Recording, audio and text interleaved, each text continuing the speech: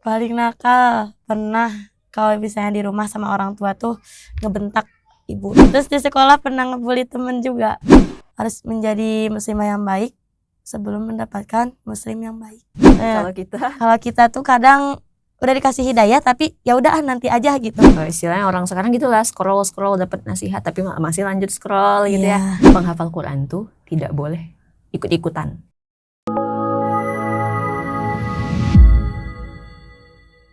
Assalamualaikum warahmatullahi wabarakatuh, sahabat Alfa dimanapun berada. Alhamdulillah sekarang kita bertemu di episode keberapa ini ya, lihat judulnya aja dah gitu. Episode kesekian dimana kita menghadirkan santri untuk berbagi kisah-kisah inspiratif. Sekarang kita sudah kedatangan santri program 3 tahun di Mahat Tahfidz Alfat, yaitu Kak Jingga Asyahafillah. Assalamualaikum Kak Jingga. Waalaikumsalam warahmatullahi wabarakatuh. Kak Jingga, manggilnya Jingga kan? Iya. Jingga, kayak tadi tebak nih. Lahirnya berarti apa? Ketika senja yang indah begitu? Iya. Oh, karena itu dinamain Jingga. Iya. Oh, boleh ada pernah diceritain nggak lahirnya tuh kayak gimana sih gitu? Suasananya gitu. Saking pengen banget dinamain Jingga, nama yang indah gitu. Pertama karena bunda juga katanya suka warna jingga. Iya, suka warna-warna kayak gitu, pastel gitu. Terus katanya senjanya juga lagi bagus banget waktu lahir itu. Iya. Ada fotonya nggak? Nggak tahu. Nggak tahu. Masya Allah. Jadi itu momentumnya memang pas ya, dengan kesukaan juga dari mama manggilnya? Bunda, dari bunda, Masya Allah. Dan di namanya Kak Jingga ini ada Hafizah. Iya. Itu memang doa pengen anaknya jadi penghafal Quran? Iya. Oh, Masya Allah. Jingga anak keberapa? Anak ke-1 dari 3 bersaudara. Dari 3 bersaudara, anak pertama. Masya Allah. Sama nih kalian ya. Anak pertama. Anak pertama dan langsung disematkan nih di namanya doa pengen anaknya jadi penghafal Al-Quran. Dan Kak Jingga sebelum di titik ini, maksudnya ada apa ya? Selain dari orang tua pengen jadi penghafal Quran, Kak Jingga sendiri tumbuh kecintaan dengan Al-Qurannya kayak gimana? Dari orang tua atau gimana? Karena mungkin emang ngertiin orang tua juga yang pengen banget. Terus awalnya Jingga juga awalnya nggak mau masuk pesantren gitu. Nggak mau, cuman orang tua karena pengen banget. Karena ada rasa sayang dan cinta yang luar biasa ke orang tua juga. Akhirnya Jingga nurut. Dan akhirnya Jingga juga jadi cinta sama Al-Quran. Jadi pengen punya cita-cita jadi hafizah juga. Ya karena gitu ya, belum tentu orang tua yang pengen anaknya jadi penghafal Quran, terus anaknya langsung nurut aja kan nggak mungkin gitu. Tapi karena orang tuanya Jingga dengan kasih sayangnya yang luar biasa, jadinya Jingga juga luluh lah gitu ya. Walaupun sebenarnya enggak lah gitu, mau yang lain aja mungkin ya, sempat ada keinginan lain gitu. Tapi karena kecintaan tadi akhirnya tersesat ke jalan yang benar gitu ya. Alhamdulillah. Pertama kali mondok umur berapa? Umur 12. Ya. Di mana? Di Alfat. Oh, berarti sekarang umurnya masih 15. Enggak, 14. Oh, baru 14 ya. Oke. 12 tahun pertama kali mondok. Sebelumnya sekolah umum. Iya. Umum gitu. Oke. Berarti baru berapa tahun ini ya yang benar-benar jadi yang tadinya umum terus sekarang jadi takhusus Quran gitu. Apa yang dirasain ketika pertama kali mondok? Yang tadi Jingga sudah sebutkan, ayah bunda itu sayang banget sama Jingga dan akhirnya Jingga harus di pondok jauh dari orang tua. Dari mana asalnya? Dari mana itu? Sekolahnya. Mimha. Enggak asalnya. Tinggalnya di mana? Tinggalnya di Kawaliaan. Di mana itu? Kiara Condong. Oh, dekat dong. Dekat, tapi ya tetap aja lah. Maksudnya enggak sehari-hari sama orang tua gitu. Sempet rasa enggak betah dong di awal karena tadi enggak yang memang mau ngondok enggak, tapi ya memang karena mengertiin orang tua aja jadinya ngondok. Berarti sempat enggak betah. Gimana tuh melawan ketidakbetahan itu sebelum akhirnya cinta dengan Quran? Awalnya karena nggak betah gitu mikirin, terus orang tua sedih gitu, suka menyendiri juga. Taunya angkatan Jingga itu suka nyemangatin gitu, kasih semangat, bisa kok kamu bisa sampai lulus di sini gitu. Akhirnya bisa keterusan sampai 3 tahun. Keterusan sampai Iya. 3 tahun, Masya Allah. Jadi teman ya, Iya, faktor teman luar biasa gitu. Kalau tanpa ada dukungan teman, bayangkan kalau tadi kayak kasusnya Viko nih di pondok yang nggak ada temannya, mungkin udah nyerah ya gitu ya. Jadi bersyukurlah punya teman-teman yang nguatin juga gitu, Masya Allah. Nah, ketika tadi kangen sama orang tua, titik awalnya deh, ketika sudah nurutin orang tua, akhirnya mondok, awalnya nggak betah, dikuatin sama teman-temannya. Pertama kali Kak Jingga merasakan, pantas aja gitu.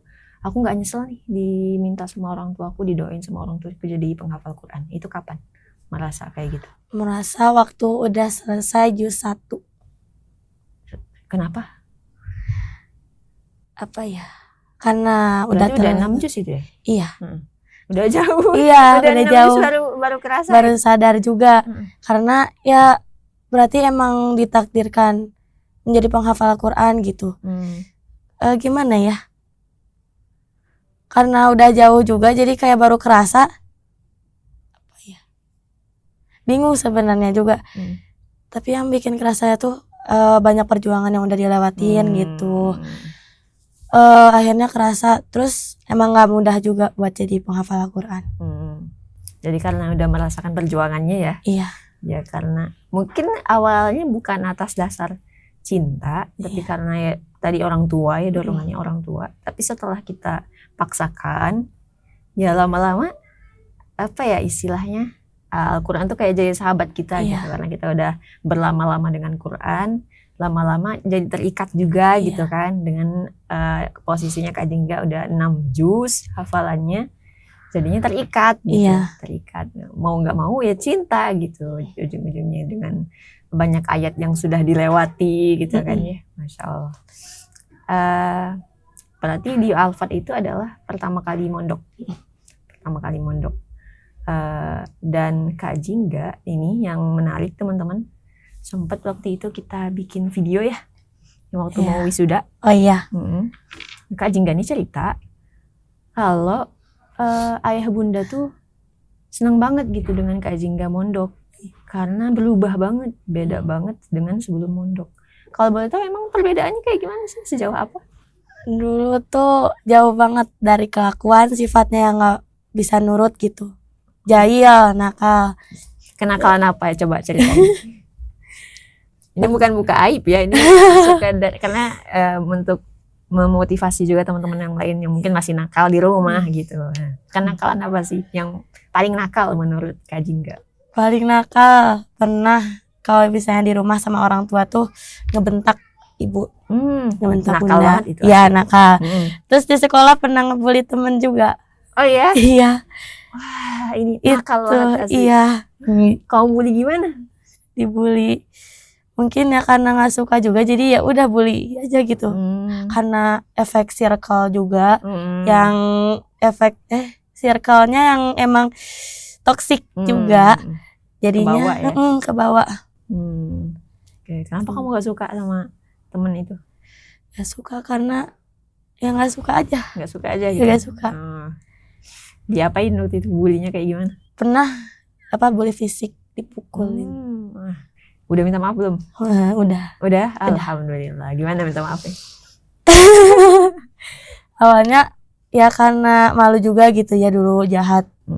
Waktu pas wisuda akhirnya minta maaf. Enggak respect karena bakal dimaafin juga. Jadi ya udah minta maafnya tuh asal-asalan aja gitu. Minta maaf ya gitu. Taunya iya mah gak apa-apa kok, aku udah maafin dari awal juga. Kata tuh. Jadi tuh di situ tuh nangis banget. Berarti sebelum mondok dong itu minta maaf ya? Oh, Insya Allah. Kenapa sadar tiba-tiba? Maksudnya dari circle, udah bebas dari circle yang toksik? Iya. Oh ya. Karena banyak nasihat juga dari orang tua. Terus teman-teman Jingga kan gak semuanya toksik. Ada juga yang soleha, bisa disebut soleha sama soleh juga.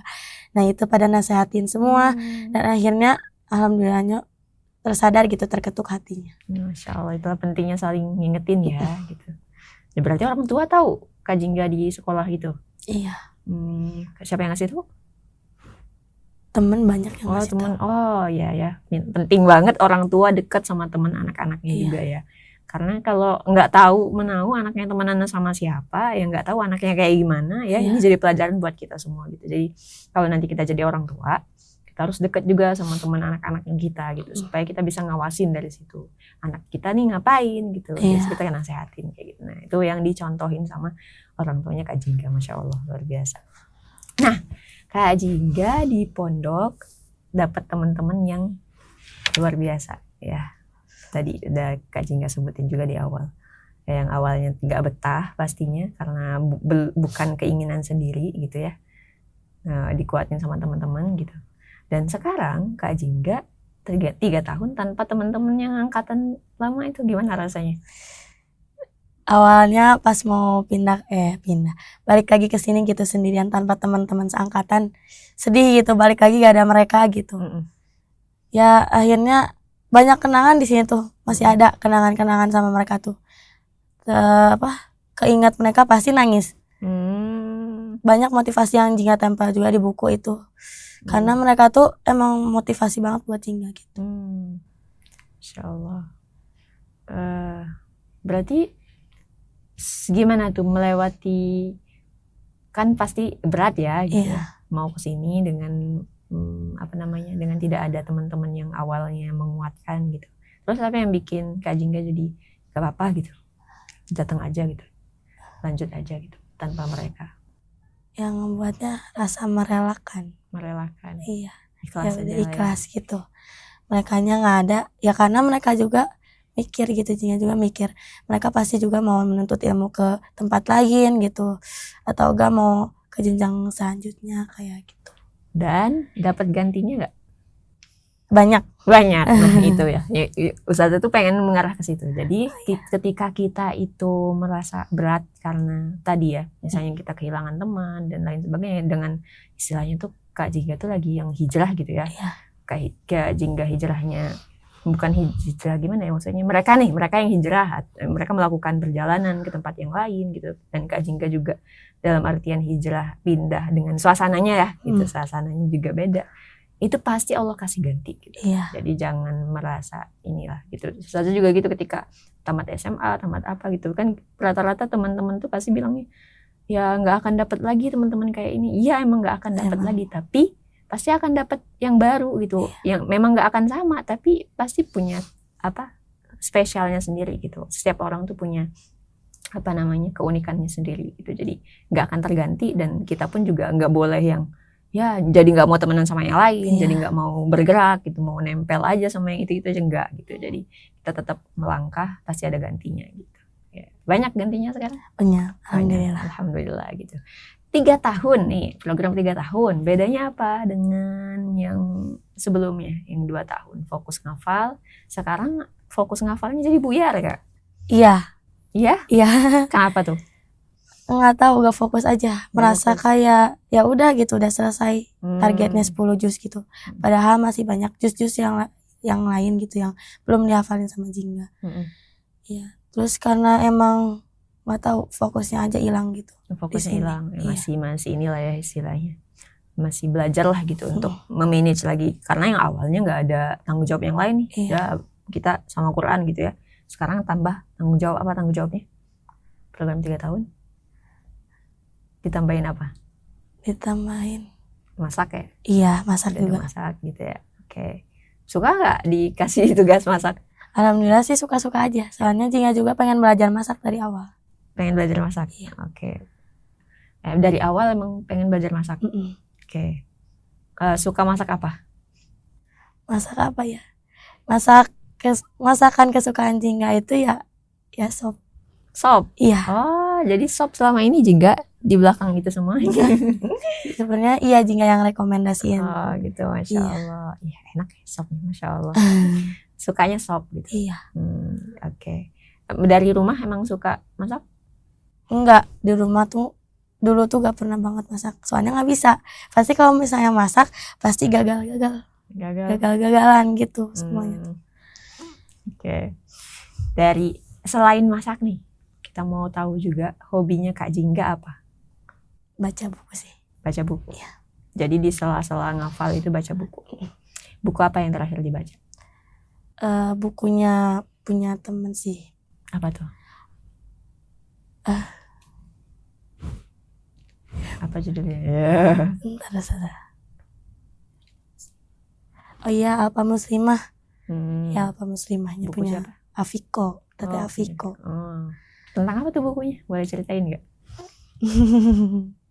Tentang ya muslimah yang bawaan itu positif vibes gitu, Ustazah. Belum sampai akhir sih, Ustazah, baru setengah. Jadi yang Jingga dapetin dari buku itu apa? Ya kita tuh apa ya? Itu tuh nggak jadi nih. Gak apa. Jadi kita tuh ya harus jadi muslimah yang baik. Nah, yang pelajaran yang paling akhir kita nggak dapetin tuh harus menjadi muslimah yang baik sebelum mendapatkan muslim yang baik. Masya Allah, umurnya masih 14 tahun belajar. Iya, betul itu betul banget. Jadi kita maksimalkan diri kita dulu ya, Iya. nggak usah istilah sekarang mah halu ya, Iya. halu dengan jodoh ya, Mm-mm. pengennya nikah Iya. ya, ngebet gitu ya, pokoknya pengen punya partner murojaah, dirinya sendiri yang males murojaah, yang mau gimana gitu Iya, ya. kan? Jadi selagi sendiri kita maksimalkan diri kita menjadi muslimah terbaik gitu ya. Pasti insya Allah nanti ketemunya yang setara lah gitu ya. Nggak mungkin insya Allah yang lebih baik juga gitu kan. Jadi istilahnya kita memantaskan diri kita untuk mendapatkan jodoh yang sebaik-baiknya juga gitu. Masya Allah. Keren, bacaannya keren sekali. Oke. Selain buku itu, apa lagi yang dibaca? Sebelumnya ada buku 500 kisah. 500 kisah. Pokoknya itu tuh kisah-kisah yang ngasih motivasi gitu dari para orang terdahulu. Apa yang paling diingat dari buku itu? Paling diingat dari buku itu tuh ada satu kisah. Dia tuh seorang ahli ibadah. Dia tuh sempat mau melakukan zina dengan perempuan yang pertama kali ia lihat. Ya itu. Dia baru melangkah satu langkah gitu.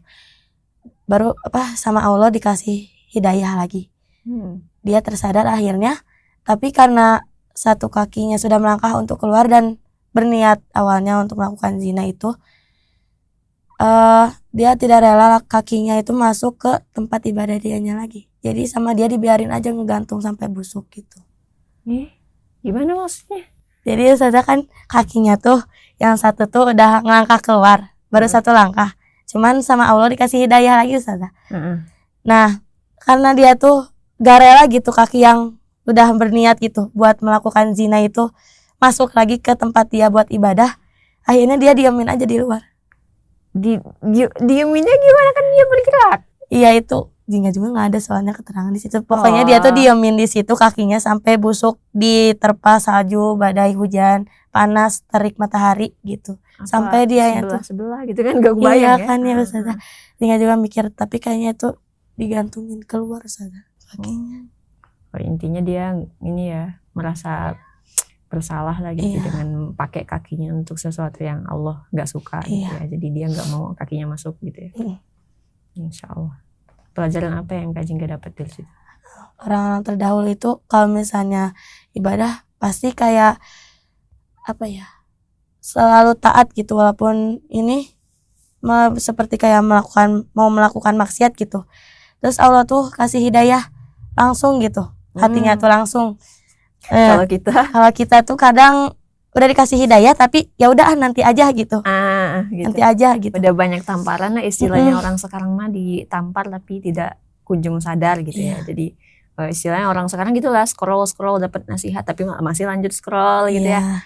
Nah itu yang jadi catatan lah gitu buat kita ya. Jadi penting untuk baca kisah-kisah orang terdahulu untuk mencontoh gimana keimanan mereka, ketakwaan mereka, gimana mereka tidak meremehkan dosa dan langsung menyambut hidayah gitu ya.